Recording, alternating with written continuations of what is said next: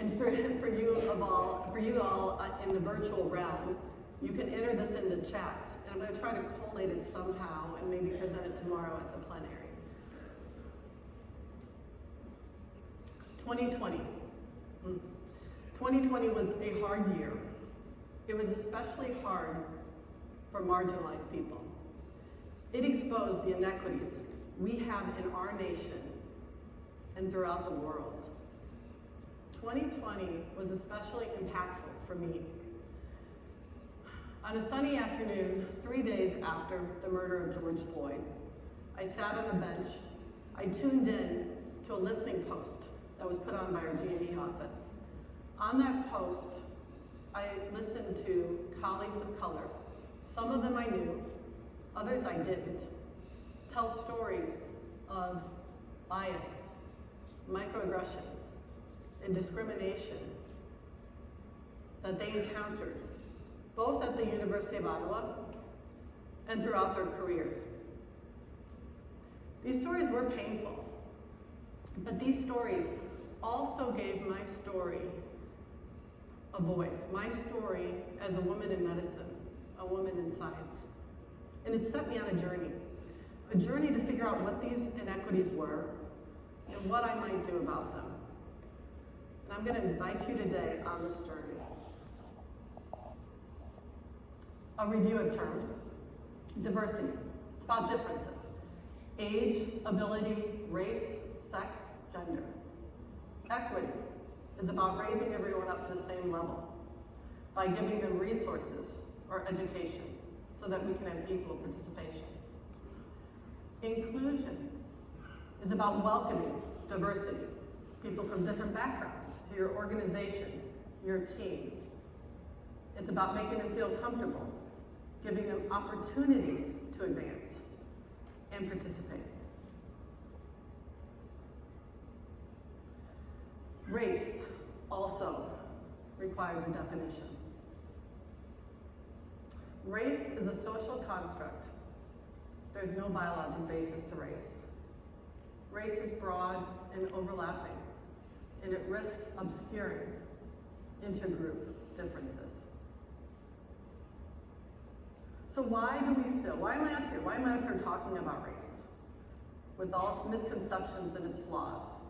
Because race is a part of our nation, and marginalized people suffer inequities. And without a discussion about them, without knowing about them, we can't do targeted intervention. But when we talk about race, we need to make sure we're talking about its intersections. The intersection it has with poverty, with housing, with employment, with the criminal justice system.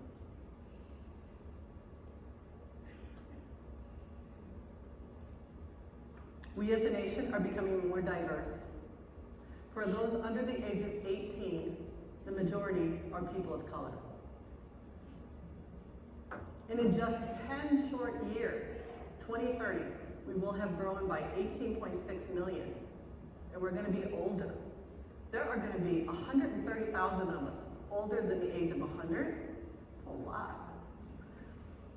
And by 2045, those claiming white only will have fallen by 50% or below 50%, earning them the title, the majority minority. And despite this increasing diversity, despite spending more on healthcare, the US ranks below comparable countries, and there are wide disparities. Some of these disparities for marginalized people include lack of access to mental health, lack of access to prescription drugs that treat mental health conditions, more deaths from myocardial infarctions, more diabetes, more maternal death in childbirth, and more infant mortality. In fact, the US ranks 33 of 36 when it comes to infant mortality compared to comparable countries.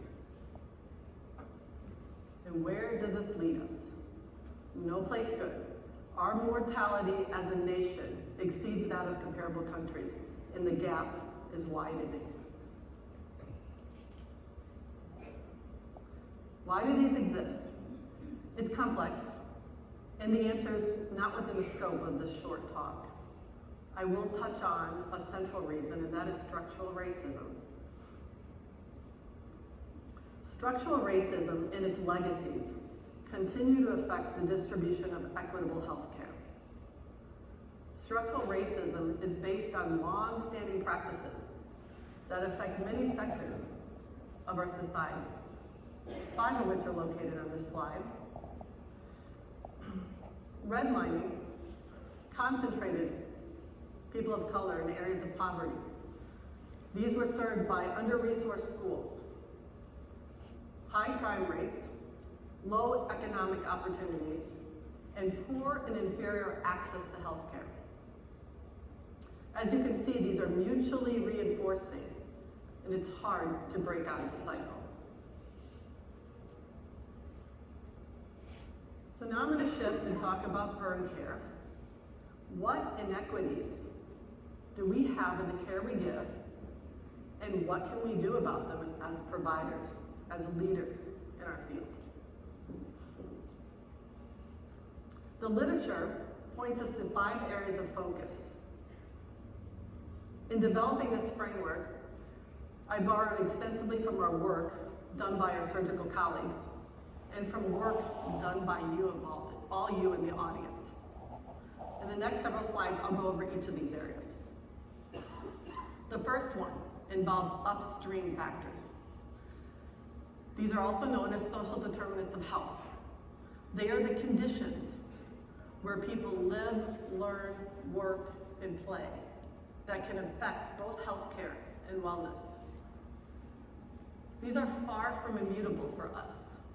We as burn care providers do make a difference in this area. We make a difference by the outreach education we give, by the prevention education we give. And this is very, very important, very important, because social determinants of health are directly related to burn injuries. In an often quoted, now 25-year-old review study, burn injuries worldwide were related to poverty, low education attainment, and unemployment. Updating this study using newer technologies such as geographic spatial recognition and spatial statistics, which integrate the physical world with the social environment. Residential fires were found to be related to the built environment, which included vacant housing, substandard housing, overcrowding, but also social disadvantage.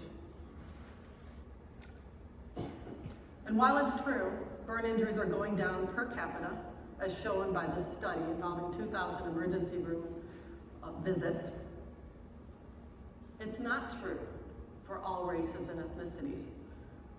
There's still a gap for Black people, who are 62% more likely to present to the emergency room with a burn than a white person, and 75% more likely than other marginalized people.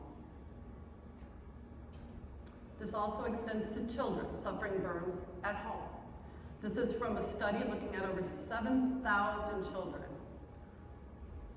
People of color had disproportionately more burns, all except Hispanics. Black children, in particular, were 3 times more likely to sustain a burn injury. And those who lacked insurance, of which Native Americans are the greatest group here, were 6 times more likely to sustain an injury.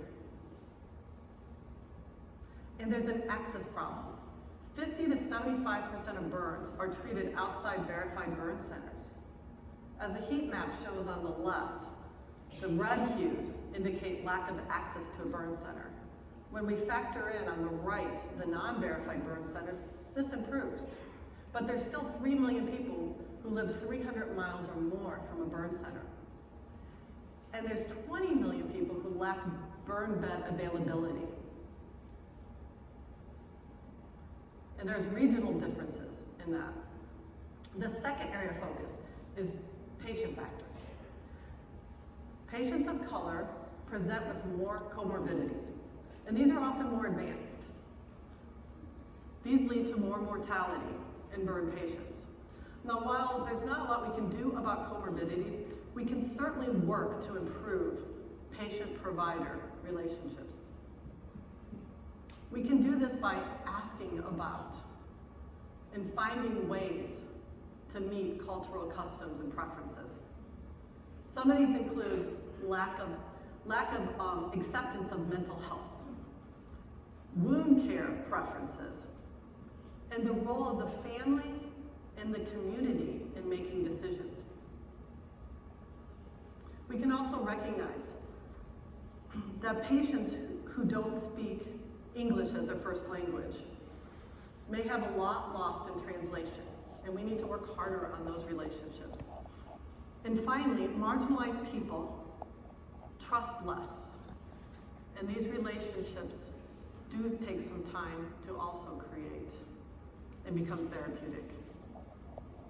Undoubtedly, this is secondary to past atrocities that they suffered at the hands of healthcare workers. The third area of focus is completely within our realm. Time, resources, and training can help facilitate relationships.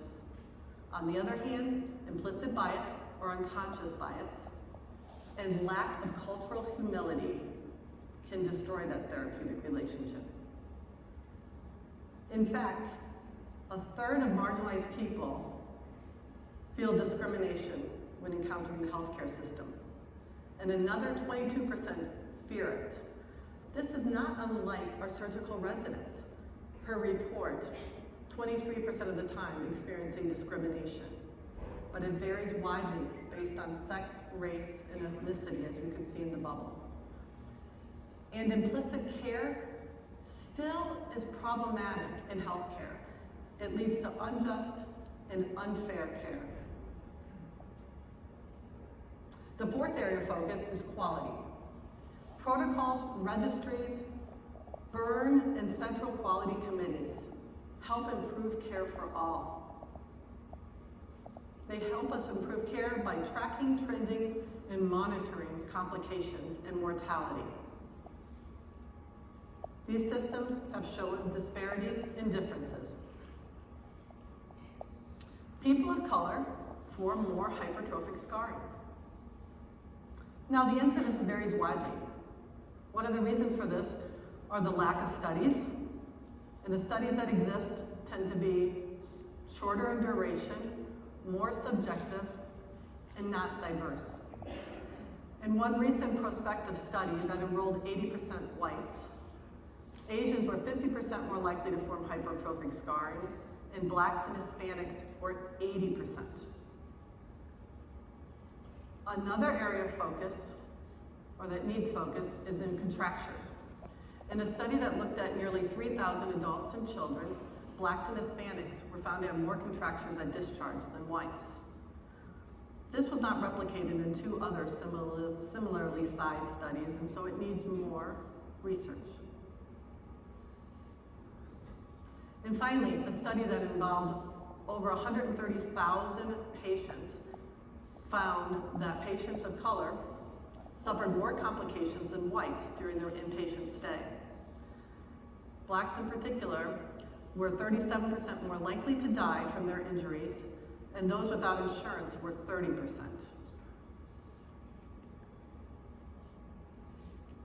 The final area of focus involves reintegration.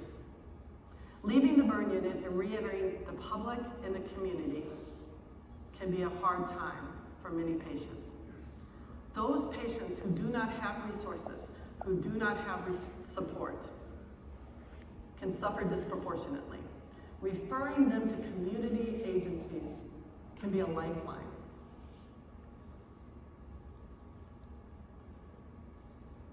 And therapy, inpatient rehab, is essential for many to regain independence. However, as this national study shows, inpatient rehab admission varied sixfold dependent on the state you were discharged from. These numbers were higher if you were seen at a burn center. And for those that lacked insurance, 75% were less likely to be discharged to inpatient rehab. And you know, they're probably not getting outpatient either. Return to work also varies by sex ethnicity, race, and insurance. White Hispanics were 50%, non-Hispanics were 50% more likely to return to work. Women were 37% less likely to return to work, and those with government insurance were 49% less likely. And there's disparities in community reintegration. Blacks and Hispanics scored poorer on community reintegration than whites. And these differences existed despite adjusting for comorbidities, length of stay, inpatient rehab, and contractures. And we all know as burn providers how essential support is for well-being and navigating the post-burn world. But there's disparities here as well. Marginalized parents feel more guilt, they feel more stress, and they perceive less support. Marginalized children have less self-esteem gains in burn camp, and marginalized adolescents experience more discrimination in burn camps. So this brings me to what we as providers and leaders can do. And I feel very fortunate because as I look out at this huge audience, I really think in this room and at our home institutions, there are some of the most creative and caring people in healthcare. And if anyone can do this, our community can. So, to start creating a more equity and inclusive environment, I recommend starting at home. If you haven't done so already, take the implicit bias test. And either schedule or participate in bystander training. Marginalized allies need support. Learn and practice cultural humility. What do I mean by this? I don't mean that you need to know all the diverse customs and preferences of the people we serve. What it means is just being creative, asking about preferences, values, expectations, and trying to meet those. And also giving your patients a voice. Make sure your unit reflects your diversity.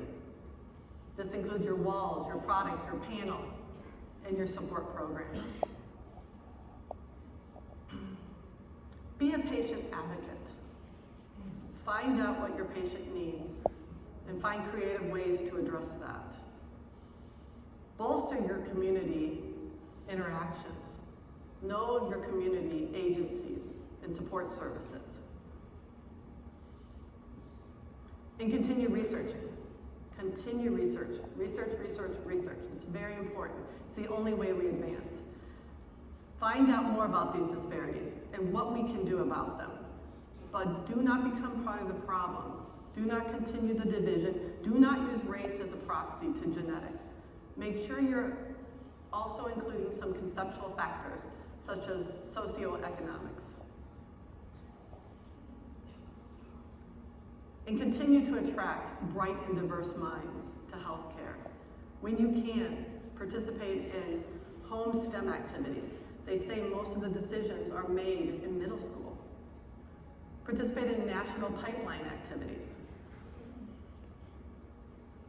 And finally, work within the ABA to collectively enhance our efforts and our voices so that we can continue to improve the care we give to our patients.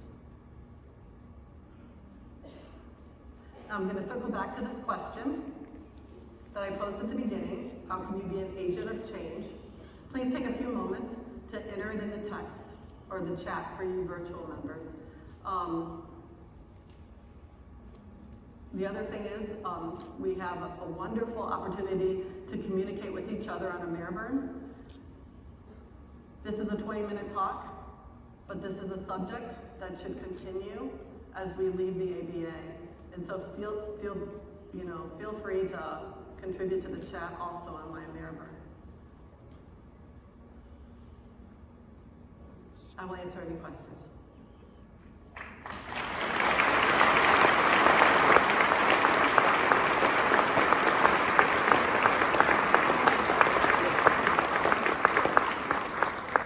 So maybe just about one or two, because I think I'm out of time. It says 000. Bueno.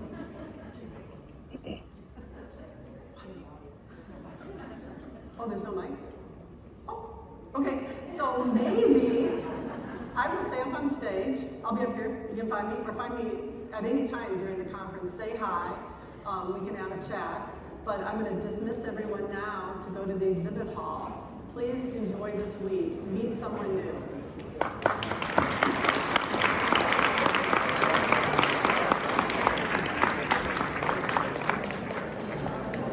That was great. That was good. That was fast.